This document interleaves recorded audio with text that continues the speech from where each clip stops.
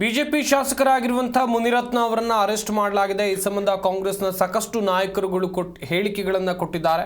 ಇನ್ನೊಂದು ಕಡೆಯಲ್ಲಿ ಸಚಿವರಾಗಿರುವಂತಹ ಸತೀಶ್ ಜಾರಕಿಹೊಳಿ ಅವರು ಮಾತನಾಡಿದರು. ಮುನಿರತ್ನ ಅವರಿಗೆ ನಾವು ಬೈಯುವಂತೆ ಹೇಳಿದ್ವಾ ಅಥವಾ ಬಿಜೆಪಿ JDSನವರು ಹೇಳಿದ್ರಾ ಬೈಯುವಂತೆ, ಅರೆಸ್ಟ್ ಮಾಡಿ ಅಂತಾರೆ, ಮಾಡಿದರೆ ಹೀಗೆ ಹೇಳ್ತಾರೆ. ಬೆಳಗಾವಿಯಲ್ಲಿ ಸಚಿವರಾಗಿರುವಂಥ ಸತೀಶ್ ಜಾರಕಿಹೊಳಿ ಪ್ರಶ್ನೆಯನ್ನು ಮುಂದಿಟ್ಟಿದ್ದಾರೆ.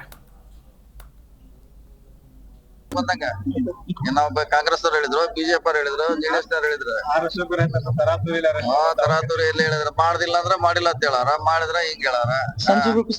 ಸರ್, ಈಗ ಪ್ರಧಾನಮಂತ್ರಿಗಳು ಹೋದರೆಲ್ಲ ದೇಶದಲ್ಲಿ ಚುನಾವಣೆ ಪ್ರಚಾರ ಸಭೆಯಲ್ಲಿ ನಾಗಮಂಗಲದ ಗಲಾಟೆಯನ್ನ ಪ್ರಸ್ತಾಪ.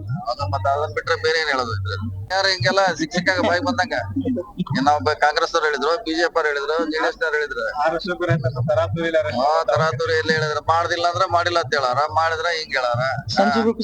ಸರ್, ಈಗ ಪ್ರಧಾನಮಂತ್ರಿಗಳು ಹೋದರೆಲ್ಲ ದೇಶದಲ್ಲಿ ಚುನಾವಣೆ ಪ್ರಚಾರ ಸಭೆಯಲ್ಲಿ ನಾಗಮಂಗಲದ ಗಲಾಟೆಯನ್ನ ಪ್ರಸ್ತಾಪ. ಮತ್ತೆ ಅದನ್ನ ಬಿಟ್ರೆ ಬೇರೆ ಏನ್ ಹೇಳೋದು ಇದ್ರೆ ಜಿ ಕನ್ನಡ ನ್ಯೂಸ್ ಈಗ ನಿಮ್ಮ ಮನೆಯಲ್ಲೇ ನೋಡಿ. ಎಲ್ಲ ಕೇಬಲ್ಗಳಲ್ಲಿ ಈಗ ಲಭ್ಯ.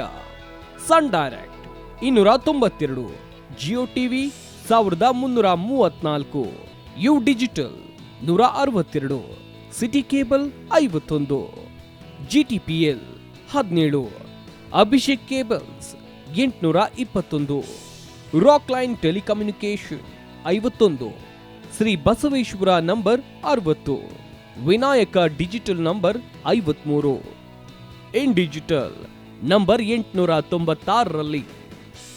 ನಿಮ್ಮಿಸ್ತದ ಜಿ ಕನ್ನಡ ನ್ಯೂಸ್ ನೋಡಿ ಆನಂದಿಸಿ.